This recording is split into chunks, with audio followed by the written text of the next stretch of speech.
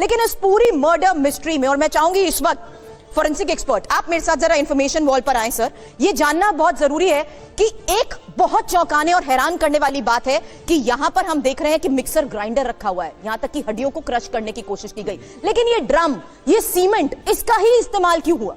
देखिए, ये बहुत बड़ी प्लानिंग के तहत हुआ है। मैं ये बता देना चाहूंगा, ऐसी एक सीरीज है क्रिमिनल माइंड जो यूएस में चलती है। इन लोगों ने वो पहले सीरीज देखी है जहां पे एग्जैक्ट सीरीज में दिखाया गया कि किस तरीके से एक बैरल यानी कि एक ड्रम को यूज किया गया और सीमेंट के अंदर बॉडी को रखा गया।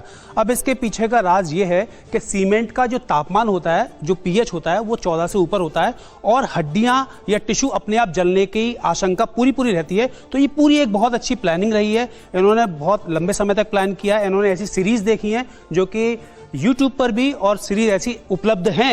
इन्होंने उनको देखा है। इन्होंने प्लानिंग करी कि कैसे मर्डर का पता ना लगाया जा सके।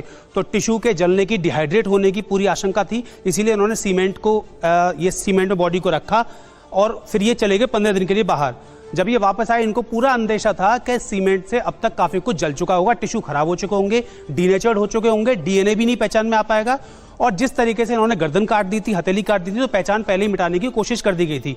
तो डीएनए को भी खराब करना, बॉडी को डिहाइड्रेट करना और जलाना, इसलिए इन्होंने ड्रम और सीमेंट की बहुत इंपॉर्टेंट फैक्ट्स आप बता रहे हैं जिससे साफ पता लग रहा है कि किस तरीके से प्री प्लान्ड तरीके से इस मर्डर को अंजाम, सीमेंट और ड्रम का भी इस्तेमाल क्यों हुआ। अब पोस्टमार्टम रिपोर्ट से जिस तरीके से दावे हुए हैं, इसके मुताबिक जिस तरीके से ब्रूटल तरीके से इस हत्याकांड को अंजाम दिया गया है, उसे कैसे एनालाइज करेंगे रुपेश? सबसे पहले तो इसमें ये बता दूं मैं यहाँ पर कि पहचान मिटाने की कोशिश की गई है। सबसे पहले हथेलियों को काटना जिसपे फिंगरप्रिंट्स के निशान होते हैं और सर को काटना।